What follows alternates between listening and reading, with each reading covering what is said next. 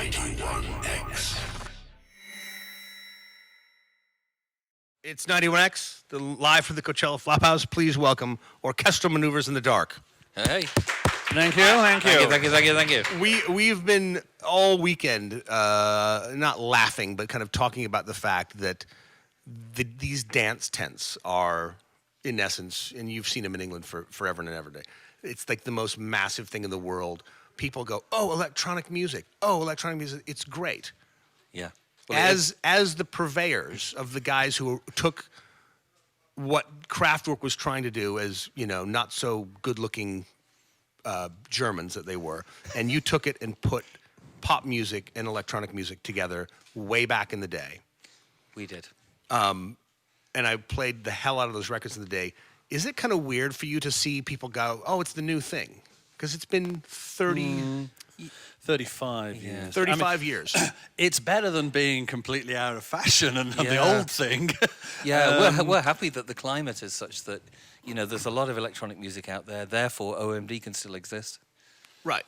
I mean, it's, you know, there was a time in the 90s when grunge and Britpop were in the preeminence, that a band that was considered to be a late 70s, early 80s synth band was considered to be past its sell-by date. So that we're now in this kind of postmodern musical landscape where everything's allowed and electronic music is cool, and there's a whole new generation who are, you know, rediscovering us. Right. How can we be unhappy? Yeah. Well, the tricky part to me, like I've seen the equipment they have nowadays, and you started pre-MIDI, correct? Oh, definitely, way pre-MIDI, yeah. So you played were, by hand. It was all everything manual. had to be played by hand. So all your Everything was manual. it had to be done by hand, or you'd sync it up, and the other guy had to keep up with whatever it was. Yeah, I mean, even the drum box we had was a manual drum box, which I built. You had to literally hit pads in time. Nothing synced. And back then, correct me if I'm wrong, even the Bunnymen had a drum machine when they first started, yes? That was Echo. Yeah. That was the Echo. They hadn't, before Pete Freitas, there was 3 of them and a drum machine, yeah. So the electronic scene in Liverpool where you guys formed was really... Actually, there wasn't much of an electronic scene. Yeah. The fact that the Bunnymen had a drum machine was unusual because most of the bands in Liverpool were actually guitar orientated. They were, yeah. Right. We were the odd ones out, actually. Not only did we play electronic music, but we were from the other side of the river. So, actually, there never was an electronic scene in the UK. This is something that people don't understand. When I say electronic scene, you were the purveyors in Liverpool. You were the first ones in Liverpool to start it. There was different cities had different people who, and we'd all started independently. We didn't know that the Human League were in Sheffield. You know, we too far across the Pennines to. Well, and these were the days before the internet. You know, you just didn't know what was going on unless it was in the press. What is this you speak of? This internet thing? It was the place. You know. Isn't it the place that, like, where you used to buy records in a store, you now get them on the internet? For free? No, shh. I'm here with Orchestral Maneuvers in the Dark. We're going to take a quick break and come back more with them in a couple of seconds. It is 91X. He's going to do a slate, and then we're going to roll again. Okay, let's go back. Ultravox, Human League, you guys out of Liverpool. Human League out of Sheffield. Mm-hmm. Didn't they have a side project? Oh, no, the Heaven 17 came out of the Human League. Ultravox what's his name? London, John Fox. Pre-Midge. Pre-Midge. Yeah, that was when John Fox What else was coming out of England at the time that was soft cell, Gary obviously? Newman. Gary Newman, yeah. But I mean, to be honest, actually, it's the late 70s, there was only a handful of bands. It really exploded into the 80s then you got people like, you know, Depeche Mode and Erasure and the Pet Shop Boys and Soft Cell, and that's when it really exploded. Erasure. Yeah, it was you know, in the days of the punk clubs in the late 70s, nobody really would have thought that electronic music was going to become the dominant form of pop music in the 80s. It was quite an amazing turnaround. But the difference, I think, then was, because what we... You know, Tonto's Expanding Head Band, Kraftwerk, the bands that predated you guys, there were no songs. There was a couple of songs maybe that Kraftwerk had that were 25 minutes long, and there's a little clip in there.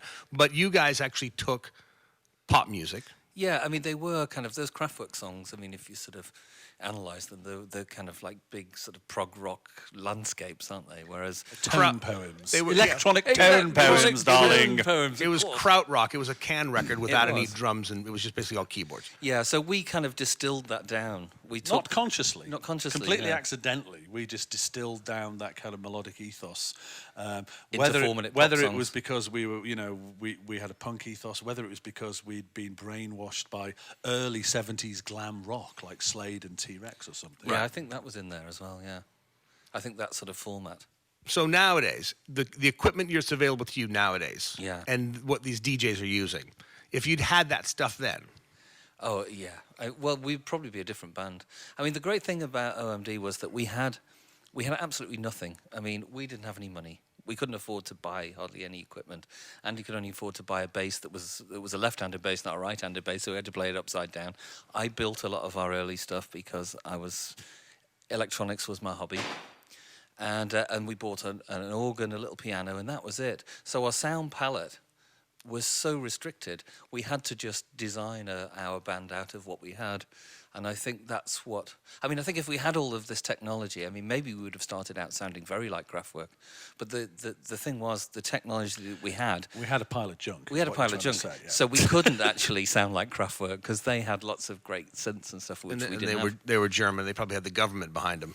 Yeah, well, more than likely. Yeah, but You know. it was, I mean, there was no intention that we were ever going to be a pop group. I mean, for 3 years, we basically wrote in Paul's mother's back room on a Saturday when she went to work, and even our best friends thought what we did was horrible. So we just didn't think there was any future in it. So it was our hobby, and we finally dared to go on stage at Eric's Club in 1978, just to say we'd done a gig. And we borrowed a friend's tape recorder and put stuff on the back of that, and that was all it was going to be. That's why we had the stupid name. It was only going to be for one gig. It didn't matter. And That's pretty much the only plan we've ever had, really. that was the only plan we had, to do one gig, and here we are 35 years later at Coachella talking to you. Okay, Orchestral Maneuvers in the Dark is here. We're going to take another quick break here, and we're going to talk about that name when we come back. It's 91X. Every band we've talked to, the weird thing is the weird band names come back. Portugal the Man. Who was here earlier that we were talking about their name, and we were talking about how the fact that no, not Dinosaur. They were here yesterday. Come on, Andy, think about it. Looking on the list. Rainwolf, Mona, No, Stars, Japandroids, Ioecho, Jake Bug, Phoenix, no, not Phoenix. He's going for all the monosyllabic ones. He's trying Yeah. to prove you wrong. No, not Alt J. Okay, go Friday then. Yesayer, Yesayer, no. Passion Pit, Local Native, Neighborhood, Tegan and Sarah, Hani L, White Arrows, Fowls, Band of Horses, Passion Pit. No, it was fucking. I'm going to say fuck now. We have to edit this whole thing down. Oh, no. What band was sitting here? We said, what the fuck were you thinking with this name? They obviously made a huge impression. Well, on you. there's this like now such a. Like Obviously, now, the name is so catchy, Smashing no one can remember it. No, not Ioecho. What do they look like? What do they smell like? I don't remember what they smell like. Bad. But you remember like Smashing Pumpkins when you first hear it, you go like, really, Smashing Pumpkins? Yeah. Because it's like, hey, let's try to sound English. Smashing. Well, when Pumpkins. we tried to get in the gig guide of sounds, which was on music papers, and we phoned up and said, can you advertise our show? And they said, what's the band name? And we said, Orchestral Maneuvers in the Dark. And he said, you just never get anywhere with a name like that. You should really think about changing it. Remember his name? No. Well, here's the crazy thing. It's not the orchestral part that bums everybody out. It's the fact that Maneuvers has got that really weird. Well, it's the European French way of spelling it as opposed to the OEU. Right. American. Yeah. I mean, listen, the whole point of it, we specifically chose an utterly preposterous name because the concept of the band, two guys with a tape recorder playing songs that even our mates thought were horrible, Was preposterous. just such a stupid idea. We wanted people to know that we're not your average band. We're not a punk band. We're not a rock band. We're not a reggae band. This is something totally different, and you're only going to see it once. But it was very punk to do what you did. To sit there and go, we're going to take this cobbled together a bunch of stuff Yeah. with a left-handed bass, which is worth more than a right-handed bass nowadays, by the way. And you're going to make it work. Yeah, well, we were like punk on synths, really. You know, we had that sort of punk ethos. That sort of Right. They ethic could of play just, 3 chords, and we knew about 3 notes. You know, we just hammered them Right. out with one finger. Yeah, like Let me ask you this: the new album's out. I played. I can't remember the first single. Metroland. Played that, and the beginning of it. No, the end of it sounds like the beginning of Radio Waves. Was that? Am I right on that? It starts fading out and just like the arpeggiated whatever it is. Oh yeah, Yeah, Is that what it is? It begins and ends with arpeggio. Yeah. So I segged those two together on the air the other day. Oh, did you? And Steve West, our old pal Steve West, was freaking out, like, oh my God, you played Radio Waves. So like, well, of course I did. Listen to the song before it. I'm glad you played Radio Waves. I like that. I love that song. Still to this day, I love that song. And the reason I bring it up is obviously there's so many remix guys that are out there now, and Kraftwerk let people remix their stuff from the old days. They had a couple of guys from New Order do it. Would you consider, because of the influence you've had on the electronic scene from the old days, letting some of these new remix guys go in there? Sure, if they and wanted to do it. completely- Yeah, I mean, we're not that precious about it. I mean, we're very precious about our version of the song. It has to be a certain way. But when we've done our version, we're perfectly happy to put it out there for other sort of to Right. be reimagined by someone. You know, we don't. Is mind there? Are there? I mean, because obviously in those days, the files were probably they're all on reel to reel still. Yeah. Did you transfer anything to that. Actually, digital? we have digitized most of them, haven't we? No. Because there's a couple of guys that I know that would probably love to figure out how you put it all together. Back in No, those we days. have. A couple of people have done remixes for us of old things, and they've gone, "Oh my God, is that what it really sounded like on the record?" And like, yeah, it was horrible and bone dry, and the actual record was 90% effects. Yeah, 'cause if you listen to the actual recording, it's just so dry and cheesy. Really? Yeah, it was the effects that made the sound. Well, you know, I think it'd be kind of interesting because we were laughing about, you know, people talk about Stone Roses this weekend, but that whole dance concept that's happening now, because obviously the grunge phase we talked about, it kind of, you know, Nirvana came along and basically said, "See ya, goodbye to the English." It was kind of like the American Revolution over and over again. Yeah. And every English band disappeared to the point where even Blur, who are playing this weekend, couldn't get a hit in the States because they were too English. So they wrote a song to say, if we wrote a song like this, we could probably get a hit, which is song 2, saying this is their best ripoff of Pavement meets Nirvana meets the Pixies. Yeah. 3 chords over and over again, you know, dry and then tons of distortion, and voila. Blur's, Intentionally formulaic. Is what yeah, you're saying. Blur's first hit, which was basically a piss take to everybody saying, well, if we wrote a song like this, we'd have a hit, and still to this day. Did you see them? Were you in town? Did you see them on Friday? we didn't. No, Will no, you be we- here next Friday? We were playing San Francisco on Friday, but Will you be in town here? Will you be at Coachella next Friday? No, we will be coming in from Mexico City, where we're playing on Thursday. Nice. yeah, we thought we'd throw a show in the middle of. Now let me ask you this, because our studio is still in Mexico. The Mexicans never forgot The Cure, Depeche Mode, you guys and stuff. Have you been able to bring the audience back down there to the? Well, we played a big festival a couple of years ago. Yeah, the didn't we? Corona Festival which we was played. great. We're doing a big theatre in Mexico City this coming week, and I mean, it was noticeable when we played 4th and B in 2011.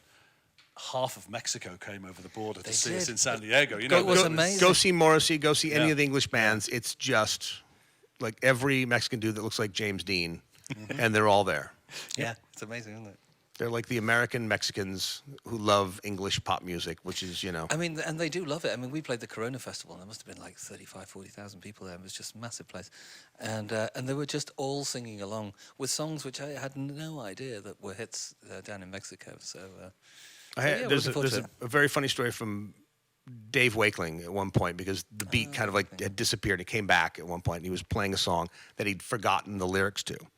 And he's on stage, as his lefty is, and he's looking at this girl in the audience, and whatever words are coming out, he's lip syncing whatever's coming out of her mouth, because it was his teleprompter. He'd forgotten the lyrics to You should start doing that. some old. Thanks, Paul. Have you forgotten lyrics? no, I'm just teasing him. I because- forgot the because I lyrics. I forgot the lyrics tonight. in San Francisco the other night to a song To called which- Sister which- Mary which song? Swears. It was a recent one, actually, not an old. In fact, the old ones are kind of ingrained into your head. The biggest problem is if for any reason you get distracted or you make a mistake, and it does happen, the problem is you don't actually know the words. They're subconsciously in the back of your head, It's and it's a absolutely true, stream yeah. of consciousness. And if you lose it, you go, "What's the next line?" I have no idea. I have to go back to the beginning and start again I'm because like- you just don't know what actually. It's just an unconscious stream. I find that if I'm- Interesting, because now I know why the Springsteens of the world and these guys will use teleprompters on stage. it's just in case they get distracted, because otherwise it becomes automatic. It's like if I'm thinking what the next chord is, You don't know, it's you know where over, to go. really. But if I just let my hands do it, it'll do that. It's quite a strange thing. Genius. Gentlemen, thank you so much. Thank you for having us in. Paul, Andy, thank you so much. It is Orchestral Maneuvers in the Dark, and it is 91X. 91X.